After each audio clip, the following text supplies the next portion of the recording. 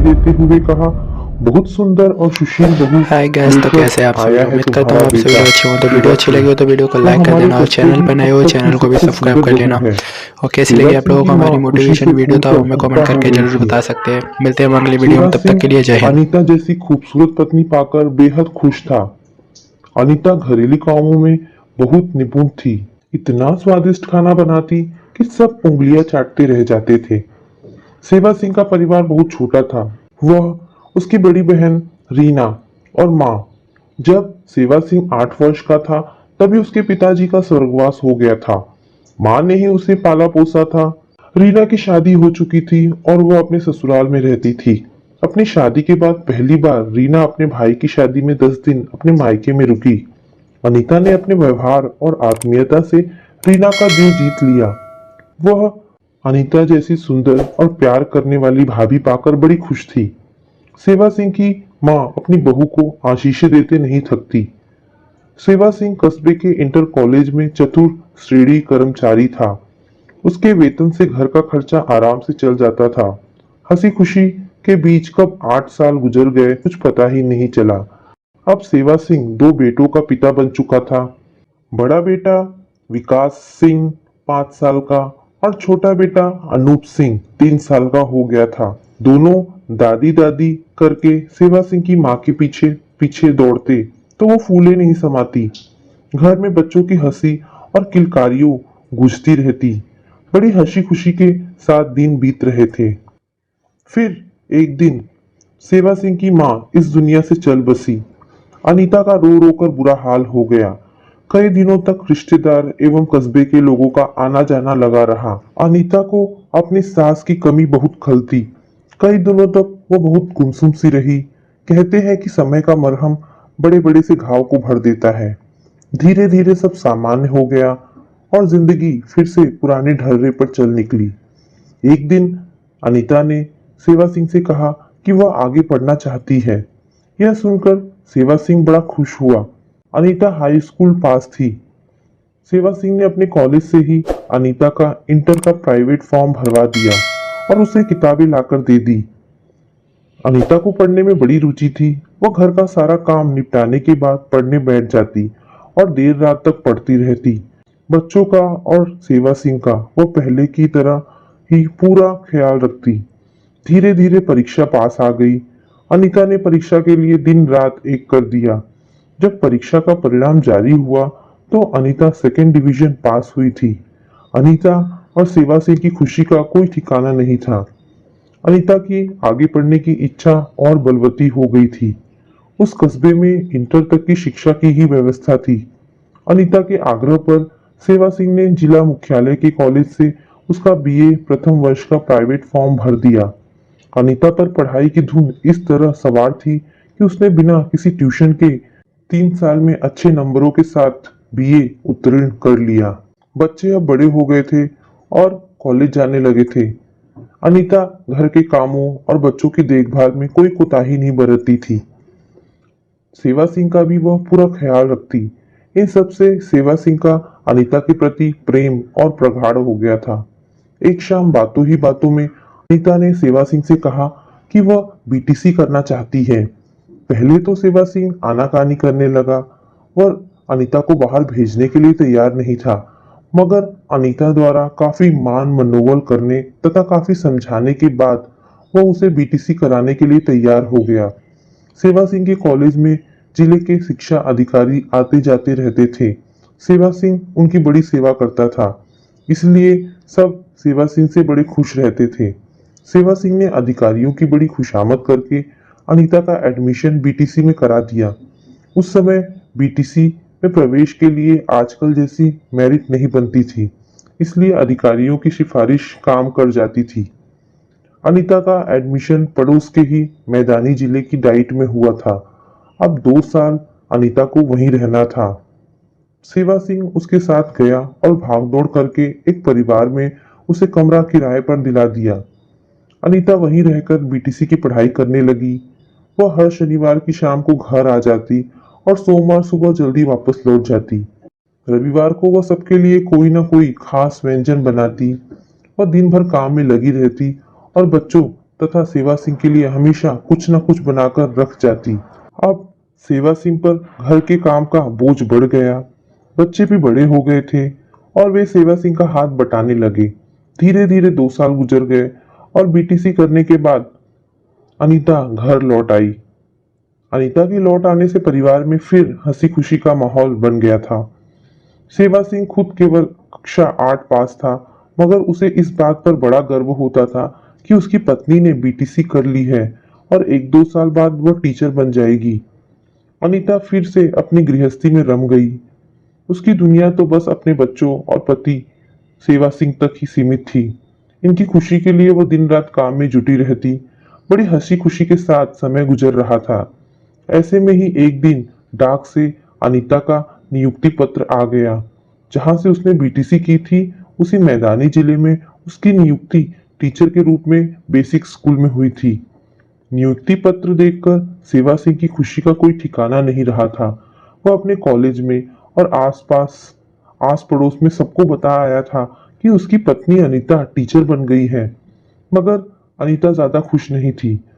उसने सेवा सिंह से कहा कि तुम सबको छोड़कर मैं इतनी दूर नौकरी करने नहीं जाऊंगी।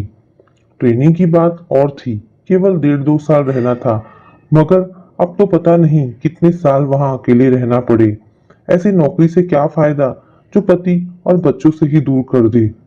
सेवा सिंह ने उसे समझाया कि देखो, बच्चे बड़े हो गए हैं, आगे दोनों को अच्छी शिक्षा दिलाकर बड़ा आदमी बना सके, इसके लिए तुम्हारा नौकरी करना जरूरी है।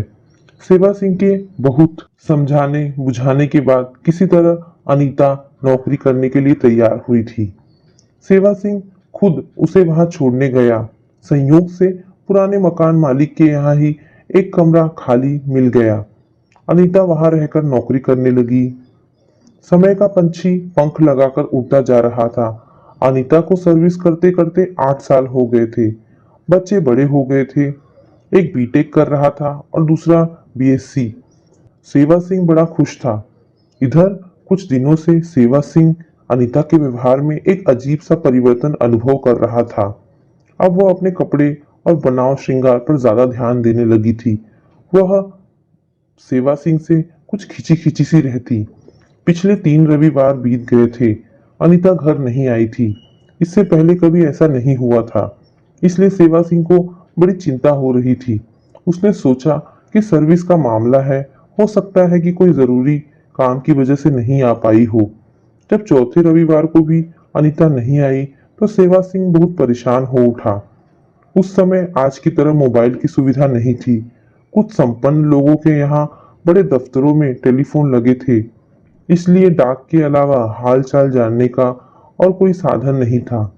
सेवा सिंह ने रजनी के मकान मालिक के पते पर पत्र भेजकर अनीता से शीघ्र घर आने के लिए लिखा। जब पत्र का भी कोई जवाब नहीं आया तो सेवा सिंह को अनीता की बहुत चिंता होने लगी। वह महानगर जा पहुंचा।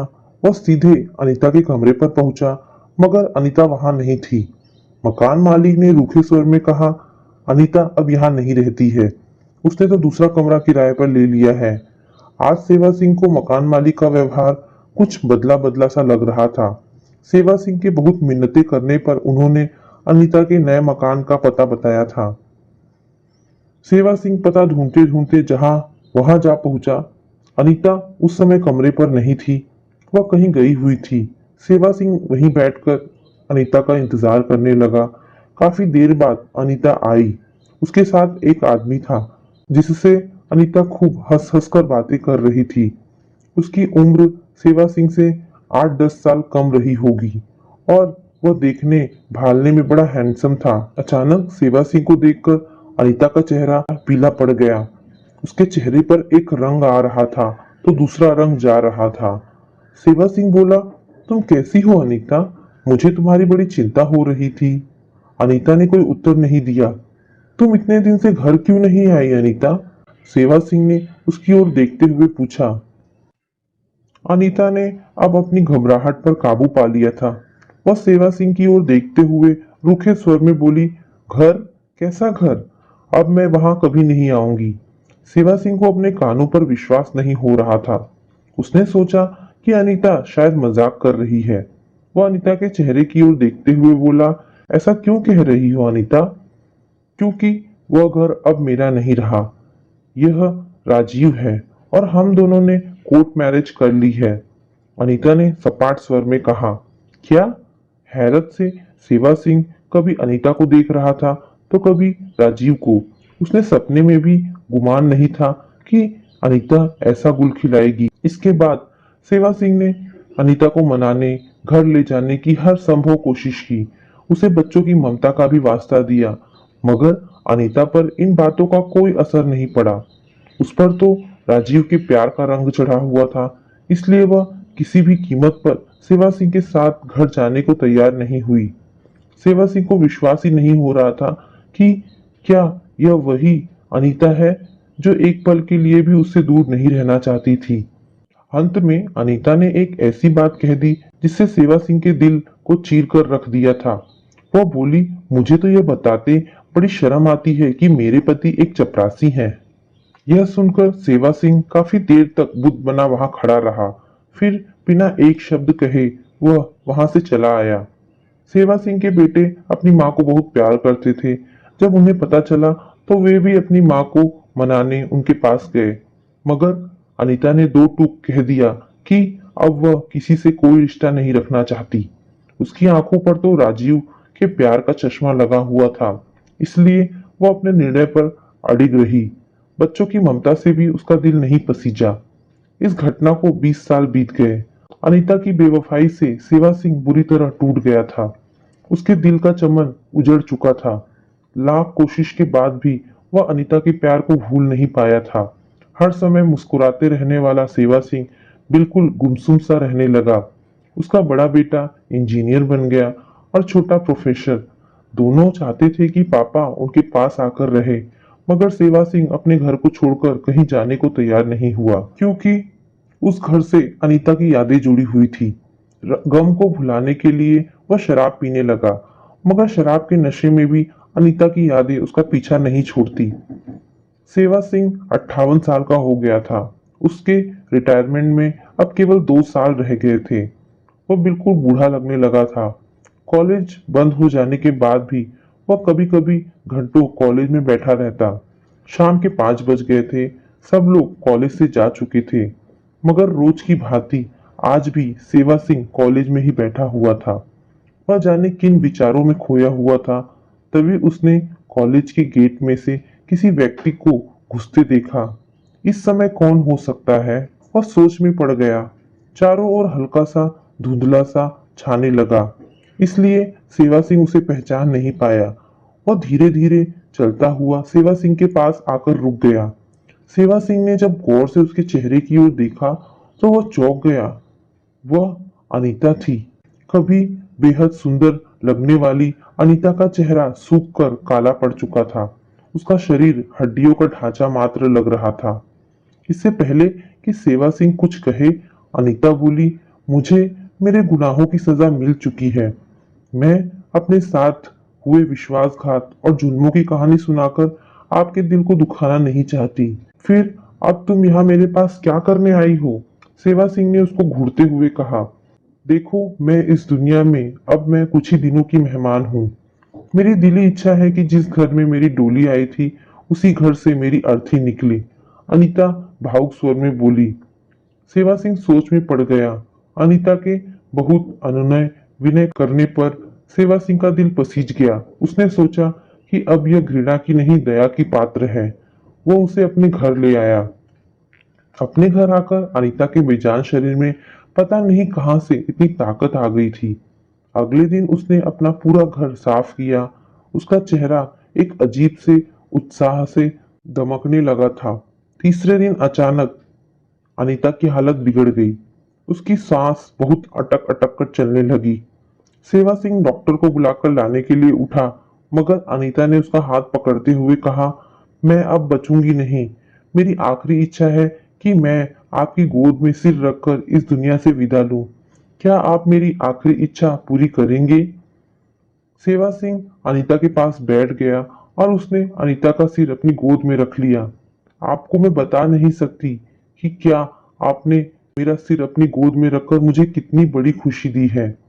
अनीता ने सजल नयनों से सेवा सिंह की ओर देखते हुए कहा, घबराओ नहीं, मैं तुम्हें कुछ नहीं होने दूंगा। सेवा सिंह ने उसे दिलासा दिया। अब अनीता के चेहरे पर न तो अपने पति के साथ किए विश्वासघात का अपराध बोध था और न ही दूसरे पति राजीव द्वारा दिए गए छलावे की प्रवंचना, बल्कि उसका चेहरा तो अपने पहले पति के प्रति निश्चल प्रेम की अलौकिक आभा से दमक रहा था। स्नेह भरी नजरों से एक बार उसने सेवा सिंह की ओर देखा था।